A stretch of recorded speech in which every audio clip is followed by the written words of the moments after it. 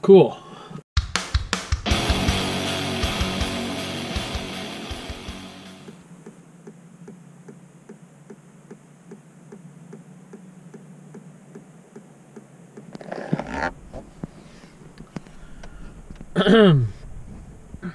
I feel like I should have given that cat a name. Maybe I did at one point and forgot. I got that cat about a year and a half ago in Vancouver. Man, it was so cheap, and it's just like solar powered, and I thought that it would die by now, but it's still going strong. I just parked, and yeah, I'm sitting in the passenger seat because I needed to reach the cat.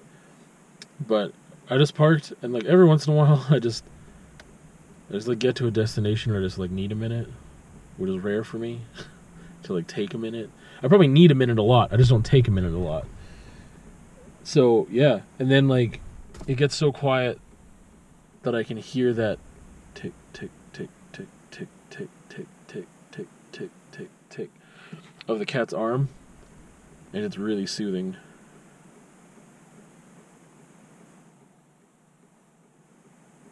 That's where I'm at today.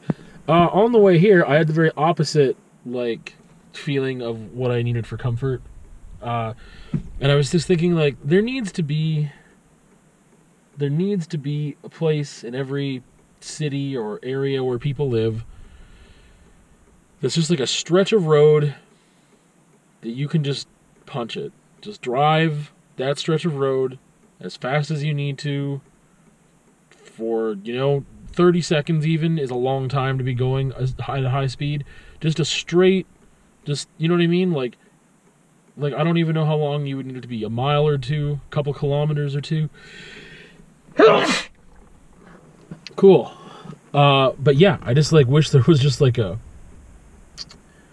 just felt like I needed that today. And like, yeah, I could do that on the highway and then I could get a ticket, or there's other people on the highway that are traveling places. I just feel like you need a road that's designated for this purpose, or maybe even a couple of them. And if it's a big city, you might need like 4 or 5 or something, just like on the outskirts of the city. It doesn't go anywhere. It's not for traffic. It's not to get from A to B. It's just for this specific purpose of you just need a rip like on that road. The problem is that people would start racing on that road, I guess, and whatever. So I don't know. I guess there's no way to do it. So screw you, John. You're an idiot. But I just wish there was a place I could just like take my own life into my own hands or whatever if it's like unsafe. But I felt like I just needed to go faster today.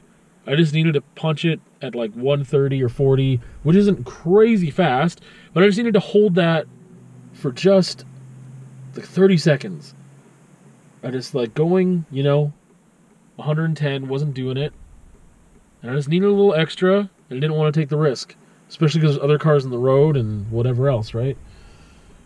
So, those are dumb thoughts by John. Okay, cool.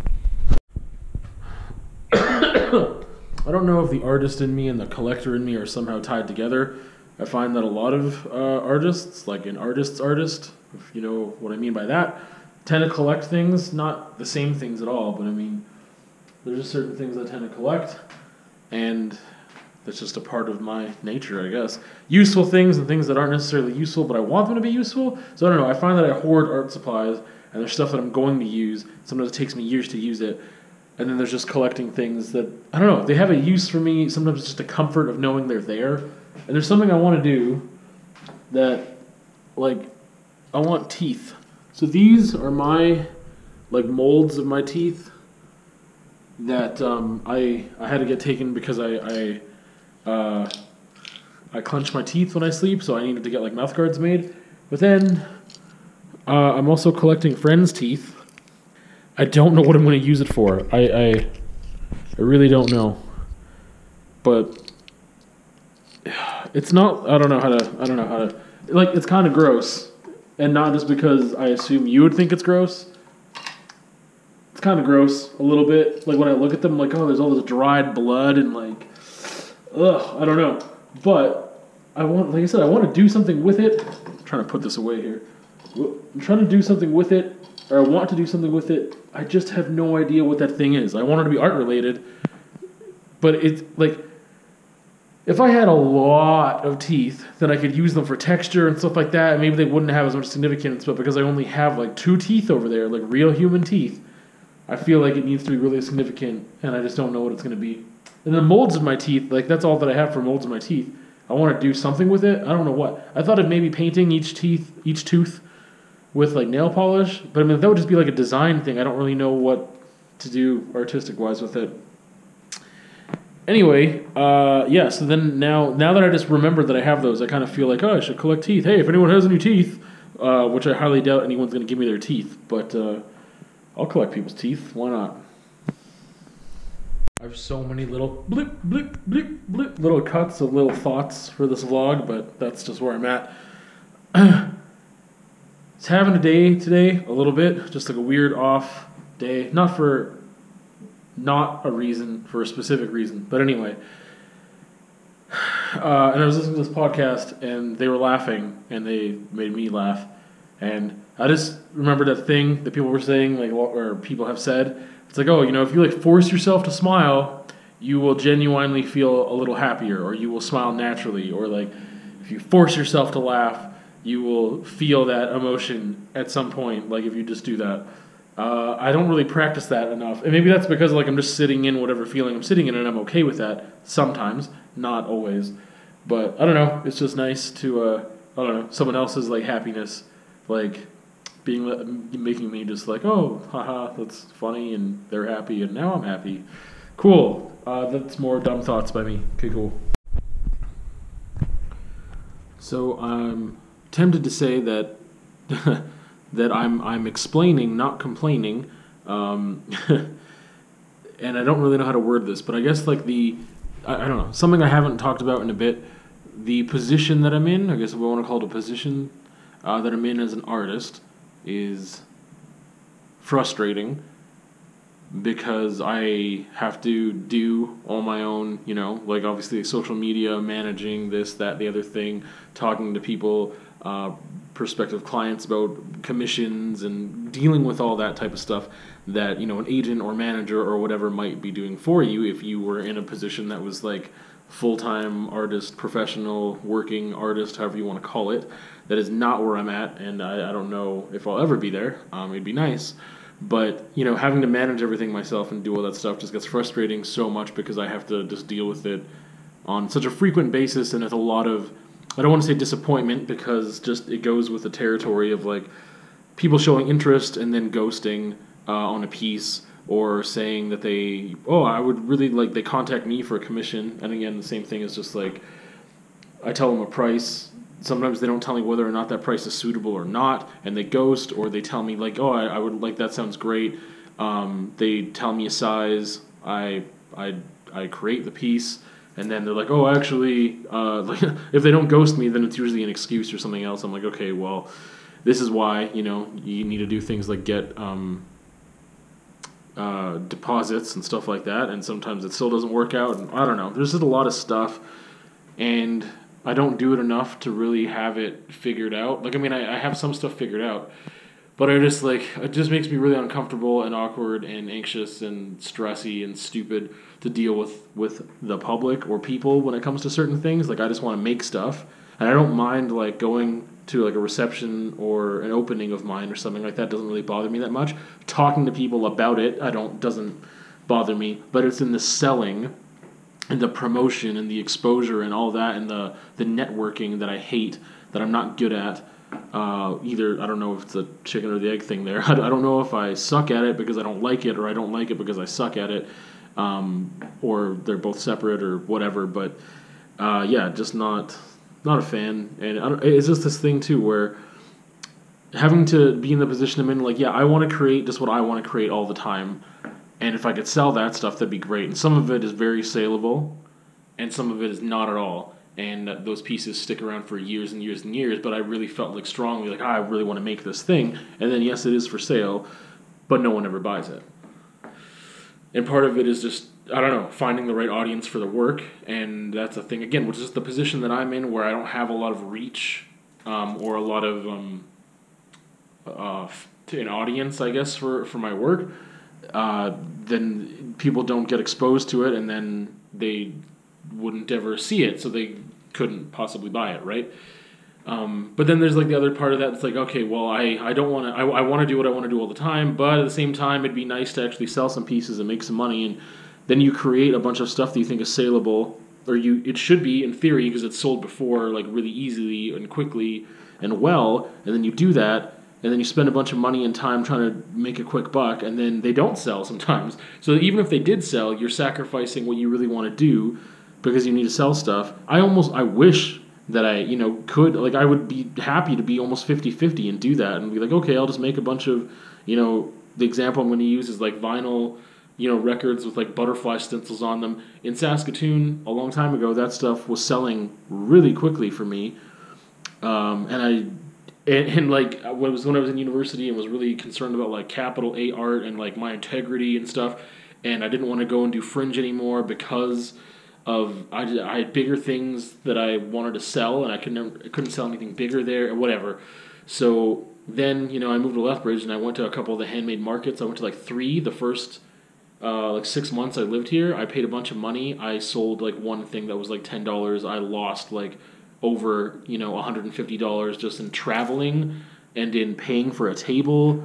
And like I said, just between 3 different things like this. So and then I decided, let's never do that again. I prepped and made so many things, just like $10 things, $20 things that I thought would sell, and they didn't, and they used to in the past. So I mean, you can never guess what's going to sell and what's not. I mean, even when you can, but I mean, you're not going to be right, even if you had a tried and true, like, yeah, that was perfect for before. I don't know. This is all just artist problems stuff. And I don't know, sometimes I'm like, man, this is amazing, and I really think this is saleable, and then like it goes out the door in like a day, and that's amazing when that happens. But it's definitely it's always hit and miss. It's never consistent enough. And then there's times where I'm like, yeah, I think this is really saleable, and it sits there and sits there and sits there because no one wants to pay how much it's worth. Or I don't. It's so rare I've ever charged how much something is actually worth. I underprice it so much. So frequently, and so yeah, I don't know. Creating original art is hard. If I was creating prints, I think it'd be a lot easier. But creating original art in my position, whether it's also just like my, environment, like the economic environment, the cultural environment, the just the physical space that I inhabit in the city I'm in, and the people that are there, and the lack of people that are here, I guess, because there's not, as big enough of an audience as there would be in some place like Saskatoon, which is 3 times the size, or if it was Calgary or Edmonton or Vancouver or whatever. I don't know. There's a lot of factors. And part of it, obviously, I could be doing more. And I always go back to that because I know it's true. I could be doing more. I could be advertising more. I could be pushing more. But this whole thing is just kind of coming about because of a commission that they didn't end up, I had time, so I did it in like over the course of 2 days over Thanksgiving weekend. And then they're like, oh, yeah, I've got to remeasure my stuff. And, yeah. So they're not going to buy it is what it looks like. And so I put it up for sale just on buy and sell pages and stuff. And Kijiji, and no one's shown any interest there. So that's cool. But it's one of those ones that I'm like, oh, this is really saleable for sure. I know that there's an audience for this, 100%. And I know what that audience is, and it's just getting them to see it. And then, well, it's not just that. It's getting them to see it, and then, like, if someone buys it, I don't know. Not yet. But also just because there's an opportunity I have for some good exposure, which I'm going to take advantage of. But it's just trouble, like, when people want to, like, tell me, oh, yeah, like, yeah, that'd be great. Like, do that for exposure for sure. Like, or they ask me, like, how do you feel about that? Exposure doesn't pay my rent. Exposure doesn't, do anything for me sometimes at all. Like, sometimes it does nothing. Like, I've had conversations with people that we talk about a commission. I give them a business card. They're, like, so telling me what I want to hear, but they're going to call me. They really, yeah, they're all about it. They think that I'm going to do great on this thing, and they never contact me whatsoever. But, I mean, there's things that, like, yeah, I do need more exposure. But it's like, well, what if... the piece that I'm giving away is like $150 piece is what I would price it at. So I'm going to end up giving that away as part of like a giveaway, like a local Lethbridge downtown thing. And like I'm happy to do it. happy in the sense that like it's going to, well, I'll just say it's going for like Big John's Books, which is like one of my favorite local shops and in Lethbridge, and I frequent that place often, like weekly at least, if not more than once a week. I need to slow down on that, but always got to look for specific books for me and for other people. Anyway, and he like yeah, they've been really supportive of me and having my art on their walls as of recent and stuff, and I love supporting them too. And so getting the opportunity for exposure and like giving something to them so that they can have this giveaway, this Halloween giveaway, I'm just like, yeah, I want to do that. But then I'm also just like, man, but what if someone wanted to buy that piece the next day, right? Like, but then I chose that piece for two reasons, and one is because it's been sitting there for 2 years and no one's bought it, over 2 years, and no one's bought it. No one's really shown any interest in it. I like it. I think it's a good piece. I don't think it's because, yeah, this was like 2 years ago and I sucked then. No, and also because it's kind of like a creepier piece and it makes sense for Halloween. Anyway, that's where these thoughts are coming from. I don't know. I'm not like feeling like super dejected. Like this is just part of the reality of the position I'm in. Just where I'm at as an artist. Like I've been selling work for 13 years, which is hard to imagine, and it's still, it's super hit and miss. It's never consistent. I'm always in the hole, and especially now that I'm paying rent at a studio space, which I absolutely love, and it does wonders for my mental health. And like now, I mean, it does wonders just in a friendship way and like a collaboration way with Laura Lee. It's amazing. Like I wouldn't want to ever give this up, and I would go into the hole for this. But I mean, if I could pay for the space with paintings, that's amazing. But I mean, I've always been in the hole with paintings and with creating art because I'm always buying supplies, and I always need a certain amount, and it's not like I sell enough that will cover my supplies and give me extra. Like I just have so much supplies. Whatever. It's just the fact that it's always inconsistent. Like it's so inconsistent. And that's where I'm at. I don't know. I'm still gonna do it because I need to do it. But I just that balance of like, oh, do I try to make some stuff that I think will sell? I don't have like it'd be different if I had like excess money to try and do that. And I don't know. Like I said, there's more legwork I could be doing on my end too to reach out to businesses and stuff. And I've done that, and I have my work at not just Big John's in town. I don't even want to say where it is because it doesn't matter anymore because I'm going to take it out of there. Just because I don't really like what they're doing on their end with the work because they're not doing anything with it except kind of hiding it at this point. Anyway, said too much. Gonna go. Artist problems. Well, that's the vlog for this week. I am aware that there's a little less action in the vlog nowadays. Part of it is just that I'm spending my weekends a little differently than I was before, and I'm not getting out sometimes as much. And sometimes I'm getting out to really super cool places at the same time, which doesn't happen as often. I'm just not out and about as much as I was, especially with biking. I haven't biked for over 2 weeks, and that sucks. It snowed really, really hard. We had like a snowstorm and stuff, as you might have seen the last, or 2 vlogs ago, or 3 now, anyway. Maybe it's been closer to 3 weeks, jeez. Anyway, and then it was like super, super wet. It snowed again. It rained a little bit one day when I thought it was going to be dry enough to ride. And then the past 4 days, it's just been windy, windy, windy, windy, windy. It's certainly dry enough to ride now. Crazy windy. But anyway, I'm still going to keep vlogging. I still have things that I just want to document and what have you. But yeah, I definitely see things being a little more tame. Not necessarily forever, because if I go on a trip, then I'll have a lot of stuff to kind of look at and talk about, or more so than just staying at home. But definitely there's always a lot to talk about because it's me, and I talk about things a lot. Anyway, other videos this week, there is the 3rd and final session of my collaborative piece that I did with Laura Lee that is in our exhibition, Breaths, Whispers, Screams, which is downtown at Le Petit Trianon Gallery, so you can still check that out until November 9th. It will be there. I did a review that is just continuing my top 10 albums that changed my life collection of videos, and there's 10 of those. This is the 7th album, which is 9 Inch Nails' The Fragile, and then I had a conversation about Thanksgiving, which is more about me giving thanks to myself for being me. So that's it. We'll see you on another time.